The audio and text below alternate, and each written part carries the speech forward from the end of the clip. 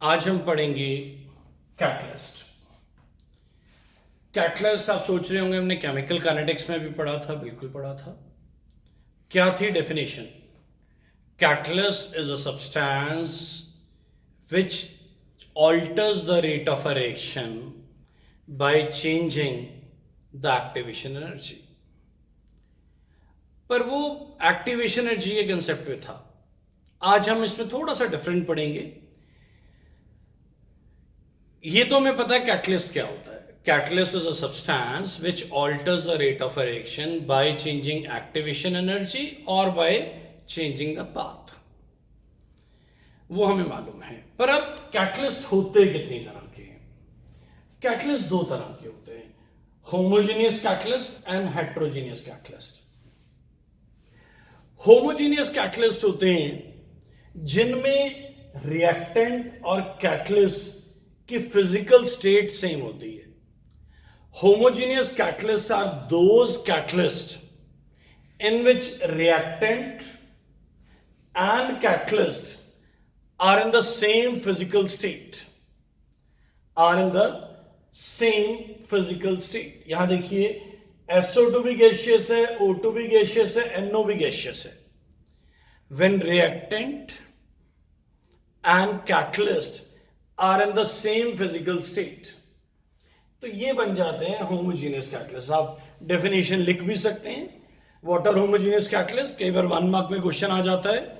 Homogeneous catalysts are those catalysts in which reactant and catalyst are in the same physical state। उसके साथ आप ये वाला example learn भी कर सकते हैं। फिर आता है ये हेट्रोजीनियस कैटलिस्ट। क्या होते हैं? बिल्कुल आप ठीक सोच रहे हैं। जब रिएक्टेंट और कैटलिस्ट की फिजिकल स्टेट सेम ना हो, जब रिएक्टेंट और कैटलिस्ट की फिजिकल स्टेट सेम ना हो, उसको हेट्रोजीनियस कैटलिस्ट कहते हैं। यहां देखिए hydrogen plus nitrogen will give ammonia, पर यहां पे ये रिएक्टेंट गैसियस है एंड कैटलिस्ट सॉलिड है, तो दोनों की फिजिकल स्टेट मैच नहीं कर रही, तो ये हेट्रोजीनियस कैटलिस्ट बन गए। Heterogeneous catalyst are those catalyst in which reactant and catalyst are in different physical states. तो ये एग्जांपल आप नोट भी कर सकते हैं। अब इसके बाद क्या आता है? ये बड़ा इंपॉर्टेंट क्वेश्चन है, हाईली इंपॉर्टेंट, एग्जाम में बहुत ज्यादा पूछा जाता है। एक्टिविटी और सिलेक्टिविटी क्या होती है? ये एनसीईआरटी का इटसेल्फ एक क्वेश्चन भी है। What do you mean by activity and selectivity? बड़ा फेमस क्वेश्चन है एनसीईआरटी का। अब आपने यहां पे कैटलिस्ट डाला क्यों? आपने पढ़ा कैटलिस्ट ने रेट ऑफ रिएक्शन बढ़ा दिया, तो ये इसको बोलेंगे एक्टिविटी। कैटलिस्ट ने रेट ऑफ रिएक्शन बढ़ा दिया। आपने चंडीगढ़ से दिल्ली जाना था, पैदल जाते तो बहुत टाइम लगता, आपने बस पकड़ ली, आप जल्दी पहुंच गए।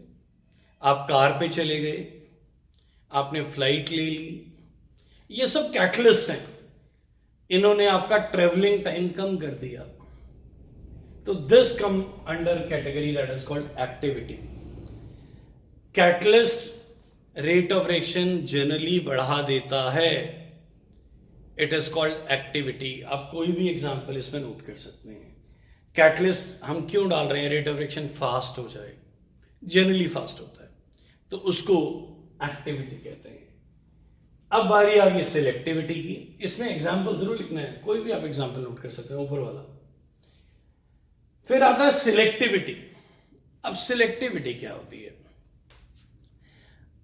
अगर रिएक्टेंट सेम है, if reactants are same but products are different due to catalyst, that is called selectivity. अगर रिएक्टेंट सेम है, प्रोडक्ट डिफरेंट है, अगर रिएक्टेंट सेम हैं बट प्रोडक्ट डिफरेंट हैं बाय चेंजिंग कैटलिस्ट। अब देखिए हमने एसिटिलीन ली, एसिटिलीन क्या होता है? Ethyne, CH triple bond CH, इसमें हाइड्रोजन ऐड किया, ये दोनों रिएक्टेंट हैं। अगर मैंने प्लेटिनम डाला तो ये इथेन बन गया, पहले इथीन बनेगा फिर इथेन बन जाएगा, तो इथेन बन गया। हमने एल्काइन से एल्कीन पे चले गए बाय यूजिंग प्लेटिनम। अगर मैं प्लेटिनम की जगह लिंडग्लास कैटलिस्ट ले लेता, अगर मैं प्लेटिनम की जगह लिंडग्लास कैटलिस्ट ले लेता, आपको मालूम होगा लिंडग्लास कैटलिस्ट क्या होता है, बड़ा इंपॉर्टेंट क्वेश्चन है। Palladium and barium sulphate, Palladium and barium sulphate in the presence of sulphur, इसको लिंडग्लास कैटलिस्ट कहते हैं, इसको लिंडग्लास कैटलिस्ट कहते हैं। अगर मैंने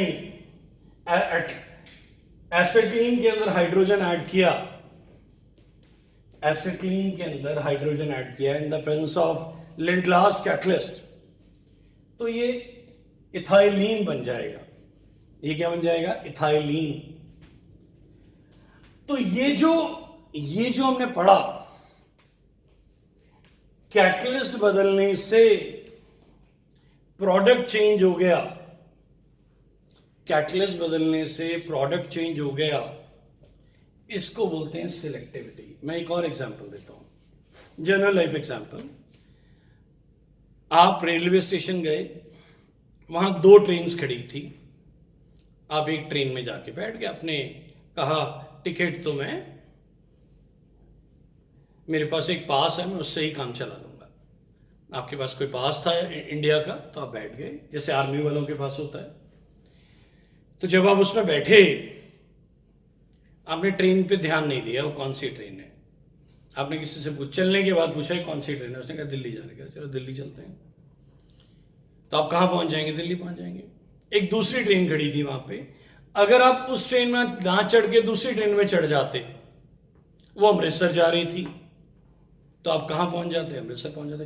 थी दोनों ट्रेन ही, पर ट्रेन बदलने के कारण आपकी डेस्टिनेशन ही बदल गई। That is called selectivity. Train is activity, train ने आपका ट्रेवलिंग टाइम कम करना है, एरोप्लेन ने आपका ट्रेवलिंग टाइम कम करना है, बट किस प्लेन में बैठ रहे हैं, किस ट्रेन में बैठ रहे हैं, वो आपकी डेस्टिनेशन ही बदल देगा। एग्जाम्पल के तौर पे, आप +2 करके आपने इंजीनियरिंग कॉलेज ज्वाइन कर लिया तो आप इंजीनियर बन जाएंगे, आपने लॉ कॉलेज ज्वाइन कर लिया तो आप लॉयर बन जाएंगे, आपने होटल मैनेजमेंट कर लिया तो आप होटल मैनेजमेंट में चले जाएंगे। कॉलेज बदलने से प्रोडक्ट ही बदल गया। कहाँ आप लॉयर बन रहे हैं, कहाँ इंजीनियर बन रहे हैं, कहाँ डॉक्टर बन रहे हैं, कहाँ आप होटल मैनेजमेंट में जा रहे हैं, क्या बदल रहे हैं? आप किस कॉलेज को सिलेक्ट करते हैं, इससे आपकी डेस्टिनेशन ही बदल रही है। That comes under selectivity. When reactants are same but products are different due to change in catalyst, that is called selectivity. इसमें बड़े एग्जांपल्स हैं। घर पे आप आटा गूंथते, आपने तवे पे उसको गर्म किया तो चपातियां बन जाएंगी, घी में तल दिया तो पूड़ियां बन जाएंगी, अगर आपने कुछ और छोटे मोटे चेंजेस किए तो कुछ और भी बन सकता है। That is selectivity, how you want to made it. उम्मीद करते हैं ये समझ आ गया होगा, but it's very important, very important. फिर आता है प्रोमोटर एंड पॉइजन। अब ये प्रोमोटर एंड पॉइजन क्या है, ये भी 1 मार्क्स में अक्सर आ जाता होता है। आपने कैटलिस्ट डाला, रेट ऑफ रिएक्शन फास्ट हो गया, दैट इज कॉल्ड प्रोमोटर। उसने रेट ऑफ रिएक्शन को बढ़ाया, उसने रेट ऑफ रिएक्शन को बढ़ाया। कई बार हमें रेट बढ़ाना जरूरी नहीं होता, कम भी करना होता है। हर बार रेट बढ़ाना फायदेमंद नहीं होता, कभी कभी रेट कम करना भी पड़ता है। लाइक ब्लड प्रेशर बढ़ गया तो वहां पे डॉक्टर चाहता है कम हो जाए, शुगर बढ़ गई तो वो चाहता है स्लो हो जाए, कम हो जाए, ब्लीडिंग ज्यादा हो रही है डॉक्टर चाहता है ब्लीडिंग कम हो जाए, तो कई जगह पे रेट स्लो करना भी जरूरी हो जाता है। That is called poison.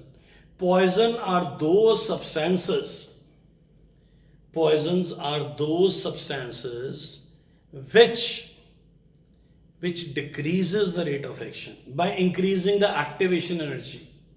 आप एक्टिवेशन एनर्जी का कंसेप्ट लिखना चाहते हैं, नहीं लिखना चाहते हैं, आपके ऊपर है। But what are poisons? Poisons are the substances which decreases the rate of reaction. And what is promoter? Promoter is a substance which increases the rate of reaction. उम्मीद करते हैं समझ आ गया होगा, ये 1 मार्क में आता है। एक चीज मैं और आपको बता रहा हूं, ये आपको वैसे एग्जाम में तो नहीं, जनरल नॉलेज के लिए आप कह सकते हैं। रियलिटी में प्रमोटर और कैटलिस्ट में भी फर्क होता है। There is a difference between a promoter and a catalyst. ये आपको एग्जाम में तो नहीं पूछा जाएगा, आपकी नॉलेज के लिए बता रहा हूं। जो कैटलिस्ट होता है वो रेट ऑफ रिएक्शन बढ़ाता है, प्रमोटर भी बढ़ाता है। फिर दोनों में फर्क क्या है, ये एग्जाम में लिखिएगा मत, आपकी नॉलेज के लिए है। कैटलिस्ट रिएक्शन में कंज्यूम नहीं होता। आपने प्रेशर कुकर में खाना बनाया, चने बनाए, राजमा बनाए, कुछ भी चीज बनाई, तो प्रेशर कुकर ने चने जल्दी बना दिए, सब्जी जल्दी तैयार हो गई, तो वो कैटलिस्ट है। पर वो सब्जी बनने के बाद प्रेशर कुकर वैसे का वैसा ही है लगभग। पर अगर आप देखा होगा कई बार जब बहुत लार्ज स्केल पे बनाना होता है, लंगर में बनाते हैं, पब्लिक गैदरिंग हो रही है, इतने बड़े बड़े प्रेशर कुकर ही नहीं होते, तो उसके अंदर थोड़ा सा बेकिंग पाउडर डाल देते हैं, मीठा सोडा, बेकिंग पाउडर, उससे खाना जल्दी बन जाता है, उससे खाना जल्दी बन जाता है, चने बड़े जल्दी बन जाते हैं। घर पे ट्राई मत करिएगा, स्टमक भी खराब हो जाता है अगर ज्यादा डाल दें तो। बट बेकिंग सोडा ने क्या किया, चने जल्दी बना दिए। अब बड़े प्रेशर कुकर अवेलेबल नहीं है, तो जितने भी जब बड़े बड़ी गैदरिंग्स होती हैं, जब खाना जल्दी बनाना होता है, वो थोड़ा सा बेकिंग पाउडर ऐड कर देते हैं। क्या चने बनने के बाद आप बेकिंग पाउडर निकाल सकते हैं? No, it is consumed in the reaction. Catalyst reaction होने के बाद निकाला जा सकता है, फिर से दोबारा रिटेन किया जा सकता है। प्रमोटर रिएक्शन को फास्ट तो करता है, बट रिएक्शन खत्म होने के बाद उसको निकाला नहीं जा सकता। That is called promoter. उम्मीद करते हैं ये वाला सारा समझ आ गया होगा। कैटलिस्ट क्या होते हैं, होमोजीनियस कैटलिस्ट क्या होते हैं, हेट्रोजीनियस कैटलिस्ट क्या होते हैं, ये 1 मार्क में विद एग्जांपल्स। फिर एक्टिविटी, सिलेक्टिविटी, प्रमोटर, पॉइजन, मैंने एक एक्स्ट्रा भी आपको बताया, कैटलिस्ट वर्सेस प्रमोटर। हाँ जी, अब हमारा आर्टिकल है कैटलिस्ट में, अगला आर्टिकल है mechanism of heterogeneous catalyst reaction. ये मैकेनिज्म है, आइए इसको समझते हैं। ये रिएक्टेंट है, ये आपका you can say it is a catalyst. I give you one example, पहले एग्जांपल समझिए तो समझ आ ही जाएगा। मान लीजिए अब धीरे धीरे आप बड़े भी हो रहे हैं, तो थोड़े सालों में आपकी मैरिजेस का कंसेप्ट स्टार्ट हो जाएगा। तो जनरली आपके पेरेंट्स आपको सोशल गैदरिंग्स में लेके जाएंगे। अब जनरली क्या होता है, सोशल गैदरिंग्स पे हम जाते हैं, मैरिजेस में जाते हैं, बर्थडे पार्टीज में जाते हैं, कोई और भी सोशल गैदरिंग्स होती हैं, रिलीजियस गैदरिंग्स भी होती हैं। तो जब वो बॉय एंड गर्ल की फैमिली वहां जाती है and they interact with each other, वो दोनों boys family, girls family, they stand together, talk together, sit together, have a cup of tea with together, and just say वो दोनों पास आ जाते हैं। and ultimately उन दोनों में कई बार मैरिजेस डिसाइड हो जाती हैं। सोशल गैदरिंग तो खत्म हो ही चुकी होती है तब तक, तो वो एक अगली बार खुद एक सोशल गैदरिंग के बराबर बन जाते हैं। तो द सिमिलर वे, बहुत सारे आपने देखा होगा, बहुत सारे फ्रेंड्स आपके स्कूल्स में बने, बहुत सारे फ्रेंड्स आपके कोचिंग सेंटर्स में बनते हैं, बिल्कुल सिमिलर। तो कोचिंग सेंटर में जब आप सारे आए या स्कूल्स में आप आए तो आप सारे पास पास बैठे तो आपने बातें की तो आप फ्रेंड्स बन गए. And these friendship some time can be whole life. अभी तक हमारे स्कूल के फ्रेंड्स जो थे आज भी हमारे फ्रेंड्स हैं. कोचिंग सेंटर के जो फ्रेंड्स थे आज भी हमारे फ्रेंड्स हैं. इंजीनियरिंग कॉलेज के जो फ्रेंड्स थे आज भी फ्रेंड्स हैं. Same like the similar way.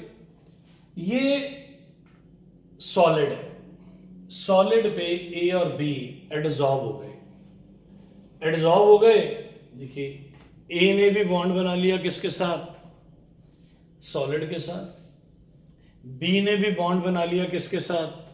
Solid के साथ. ए और बी पास पास आ गए. ए और बी जब पास पास आए तो उनके अंदर भी बॉन्डिंग बननी शुरू हो गई. उनके अंदर बॉन्डिंग देखिए बननी शुरू हो गई. यहां पे उनके अंदर बॉन्डिंग बन गई तो क्या हुआ? थोड़ी देर बाद उन्होंने सॉलिड के साथ बॉन्ड तोड़ दिया. ये देखिए सॉलिड से वो अलग हो गए. अल्टीमेटली उनका आपस में बॉन्ड बना रह गया. तो ये जो बॉन्ड बना अब ये प्रोडक्ट बन गए. ए और बी में रिएक्शन हो गया. तो ध्यान से देखिए ए बी पास पास कैसे आए? Due to solid, that is adsorption. अब जब वो पास पास आए तो उनके आपस में अपने बॉन्ड बन गए. थोड़ी देर बाद उन्होंने सॉलिड से बॉन्ड छोड़ दिया जो कैटलिस्ट था एंड उन्होंने आपस में बॉन्ड बना लिया. Like hydrogen iodine. इसे रिएक्टेंट की गैसेस की तरह समझिए. ये हाइड्रोजन और आयोडीन के मॉलिक्यूल्स हैं. किस पे एडजॉर्ब हो गए? हाइड्रोजन फ्लोरीन ले लीजिए, हाइड्रोजन क्लोरीन ले लीजिए, कुछ भी ले लीजिए. ये गैसेस हैं. Gases are being adsorbed on solid. Gas molecules comes closer to each other. उन्होंने आपस में बॉन्ड बना लिया. बाद में उन्होंने क्या किया? जो HCl बना, HBr बना, HI बना, HF बना, उन्होंने किससे बॉन्ड तोड़ दिया? सॉलिड से बॉन्ड तोड़ दिया. उन्होंने अपना बॉन्ड बना लिया. तो this is mechanism of heterogeneous catalyst. This is mechanism of heterogeneous catalysation. तो आप इसको लेटर ऑन, पहले सारा वीडियो देख लीजिए, लेटर ऑन दोबारा देखेंगे पॉज कर करके, फिर इसके प्रॉपर नोट्स बनाएंगे. पूरा लिख के बनाना है. तो उम्मीद करते हैं वाला समझ आ गया होगा. आइए आगे चलते हैं. अब हम पढ़ेंगे एंजाइम्स. अब ये एंजाइम्स क्या होते हैं? एंजाइम्स को आप बोल सकते हैं बायोकेमिकल कैटलिस्ट. हमारी बॉडी में बहुत सारे बायोकेमिकल कैटलिस्ट हैं. आप सेब खाते हैं, आपकी जो बॉडी है उसे 4 to 6 आवर में डाइजेस्ट कर लेती है. आपकी बॉडी ने उसे 4 से 6 घंटे के अंदर डाइजेस्ट कर लिया. उसी सेब को आप बाहर रख दीजिए. It will take weeks to decompose. Your body has decomposed in just 4 to 6 hours. ऐसा क्यों हुआ? जो बायोकेमिकल कैटलिस्ट होते हैं वो हमारे डाइजेस्टिव सिस्टम को फास्ट बना देते हैं. जैसे आपने सेब को मुंह में डाला या खाने को मुंह में डाला तो आपका जो स्लाइवा है उसमें भी एंजाइम्स हैं. आपके large intestine, small intestine, even intestines की डिफरेंट जगह पे अलग अलग एंजाइम्स हैं. तो ये सारे प्रोसेस को फास्ट कर रहे हैं. तो ऐसे हमारी बॉडी में कई एंजाइम्स हैं. थोड़ा सा एक ब्रीफ बताता हूं. मेजर होते हैं अमाइनो एसिड. अमाइनो एसिड होते हैं अमाइन एंड एसिड. ब्रीफ में बता रहा हूं. हम बायोमॉलिक्यूल चैप्टर में इसको डिटेल में भी पढ़ेंगे. इस चैप्टर में पढ़ने की जरूरत नहीं है, नॉलेज के लिए. हमारी बॉडी में अमाइनो एसिड्स होते हैं. अमाइनो एसिड होते हैं जिसमें अमाइन ग्रुप भी हो और एसिड ग्रुप भी हो. तो ये टोटल 20 टाइप्स के होते हैं हमारी बॉडी में. ये जो आपस में कॉम्बिनेशंस में काम करते हैं और ये मिल के अमाइनो एसिड्स मिल के एंजाइम्स बनाते हैं. और एंजाइम्स हमारी बॉडी की एक्टिविटी को कंट्रोल करते हैं. आपकी डिकम्पोजिशन ऑफ फूड, इवन आपकी रेस्पिरेशन, आपका giving energy to the human body, everything. Different enzymes हैं, डिफरेंट फंक्शंस. तो एंजाइम की डेफिनेशन क्या है? आप लिखेंगे क्या? एंजाइम की डेफिनेशन लिखेंगे, they are biochemical catalyst. They are biochemical catalyst. आपको ये भी क्लियर हो गया वो किस किस चीज़ों में काम आते हैं। बायोकेमिकल है तो बॉडी में काम आते हैं। अब इनकी कुछ कैरेक्टरिस्टिक्स हैं, वो कैरेक्टरिस्टिक्स को अंडरस्टैंड करना है। वो कैरेक्टरिस्टिक्स कौन सी हैं? पहला है हाई एफिशिएंसी। अब ये हाई एफिशिएंसी का मतलब क्या है? मैंने अभी आपको बताया, अगर एक सेब है, मैं सेब का एप्पल का एग्जांपल इसलिए कर रहा हूँ, आप सब खाया होगा आप सबने, तो आप यू कैन अंडरस्टैंड बेटर। अगर आप एप्पल को खाते हैं तो 4 to 6 आवर में डाइजेस्ट हो रहा है। आप नॉर्मल एप्पल को बाहर रख दीजिए, it can take weeks to decompose, तो इट इज हाईली एफिशिएंट। ये प्रोसेस को बहुत फास्ट बना देते हैं। फिर स्पेसिफिसिटी। स्पेसिफिक का मतलब क्या है? स्पेसिफिक का मतलब है जो स्लाइवा का काम है वो इंटेस्टाइन में यूजलेस है। जो इंटेस्टाइन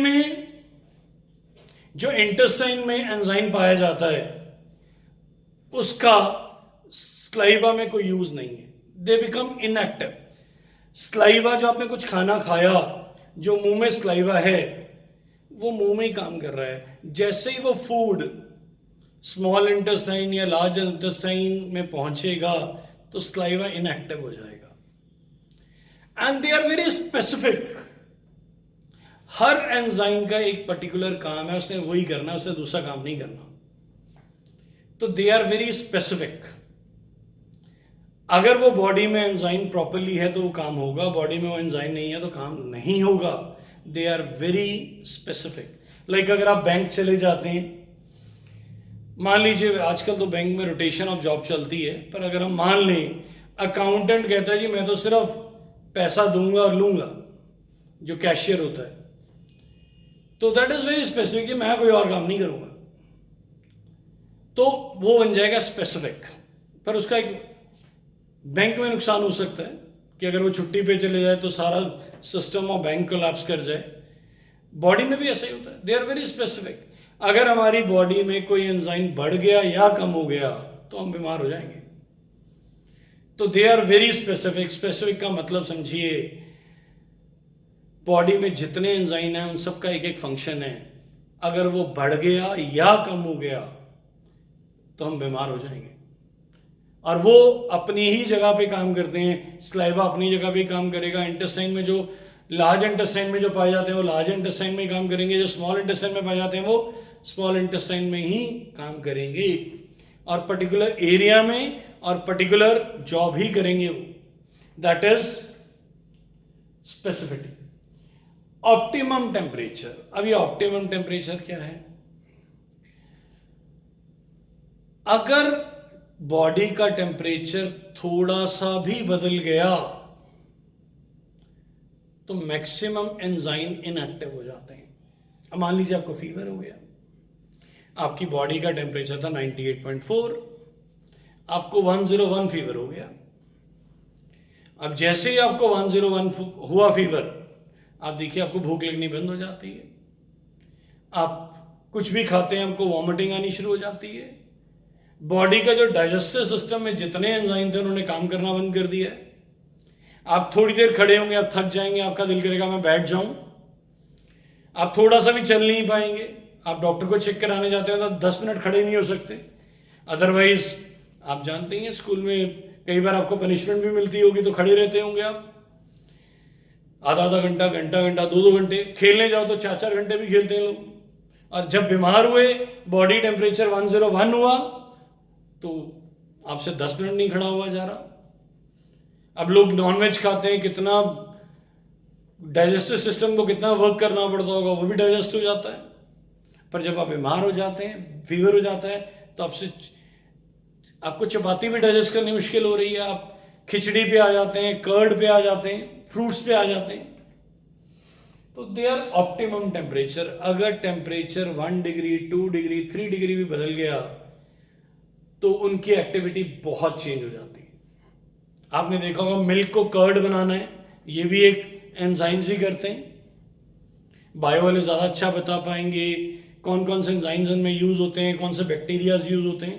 पर अगर आप उस दूध में आपने खट्टा मिला दिया, आपने उसको फ्रिज में रख दिया, अब टेम्परेचर कम हो गया, अब दही नहीं जमेगी। ज़्यादा गर्म कर दोगे तो दूध फिट जाएगा, तो वो 20-30 डिग्री के आसपास रखना होता है, उसमें वो बहुत अच्छा काम करता है। That is optimum temperature. Optimum pH का क्या मतलब है? ऑप्टिमम पीएच का मतलब है कि अगर हमारी बॉडी की पीएच 7.4 की जगह 7.5 या 7.6 हो जाए या 7.2 हो जाए तो हमारी डेथ हो जाए। If the pH of our blood changes even by 0.1, सारे बॉडी का एक्टिविटी खत्म हो जाएगी, even it can cause death. तो they are highly dependent upon pH. It is optimum at certain pH. It is optimum at certain pH. अब आता है influence of inhibitor and poison. अब ये क्या होते हैं इनहिबिटर एंड पॉइजन? बॉडी में अपने आप इनहिबिटर्स भी अवेलेबल हैं, पॉइजन्स भी अवेलेबल हैं। बॉडी ने किसी चीज की एक्टिविटी बढ़ानी है तो वो अपने आप इनहिबिटर्स को यूज कर लेता है, एक्टिविटी बढ़ा लेते हैं। बॉडी ने किसी चीज की एक्टिविटी कम करनी है तो बॉडी पॉइजन यूज कर लेती है। पॉइजन वो नहीं जिससे बंदा मर जाता है, ये होता है।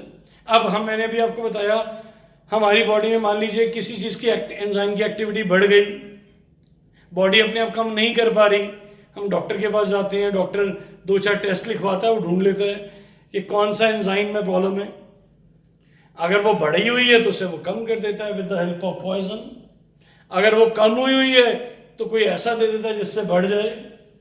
Fruits, curd. अब जब आपको फीवर चढ़ा, आप जनरली फ्रूट्स खाते हैं, आप सूप पीते हैं, आप कर्ड लेते हैं, तो ये इनके अंदर विटामिन्स होते हैं। विटामिन्स का मतलब होता है वाइटल अमाइंस। मैंने अभी बताया था अमाइनो एसिड, वाइटल अमाइंस। तो हमारी बॉडी को अमाइंस मिल जाते हैं, अमाइनो एसिड्स अमाइंस मिलते हैं। अमाइन से क्या बन जाते हैं? नए अमाइन से क्या बन जाते हैं? अमाइन से आपके एंजाइम्स बन जाते हैं। वो एंजाइम हमारी बॉडी में द्वारा रीजनरेट हो जाते हैं, हमें भूख लगनी शुरू हो जाती है। Regulated activity. रेगुलेटेड एक्टिविटी में आप ये कह सकते हैं कि ये एक रेगुलर कंसेप्ट है। जो एंजाइम्स होते हैं इनकी एक लाइफ होती है, उसके बाद ये डिकम्पोज कर जाते हैं, डेड हो जाते हैं और हमारे यूरिन से निकल जाते हैं। बॉडी इनको खुद फिर से रीजनरेट कर लेती है। आपको इसका स्ट्रेस नहीं लेना कि पुराने एंजाइम मर जाएंगे तो नए के साथ क्या होगा। बॉडी अपने रेगुलर टाइम के साथ इसको क्या कर लेती है? रीजनरेट कर लेती है। तो दीज आर द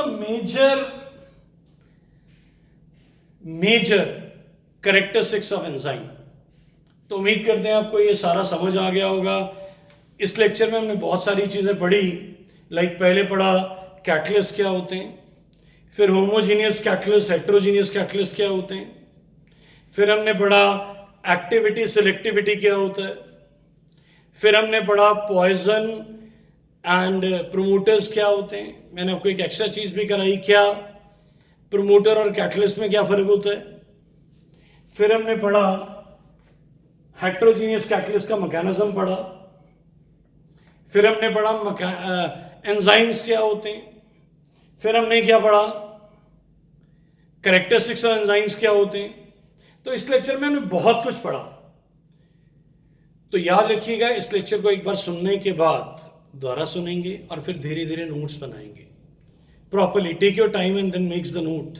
इसमें 1, 2 मार्क्स के बहुत सारे क्वेश्चंस बनते हैं। एक आपका होमवर्क है, आप वो खुद होमवर्क करेंगे। लॉक एंड की मैकेनिज्म होता है, बहुत आसान है, कहोगे तो मैं भी करा दूंगा, बट अभी आपका होमवर्क है, आपने नेक्स्ट क्लास में लॉक एंड की मैकेनिज्म नोट्स बना के समझ के आना है। नहीं आएंगे तो मैं करवा दूंगा। उम्मीद करते हैं जितना आज कराया सारा समझ आया होगा and you enjoyed chemistry class. But बेटा एक चीज, अगर आपको ये लेक्चर पसंद आया तो आप अपने फ्रेंड्स को फॉरवर्ड करिए।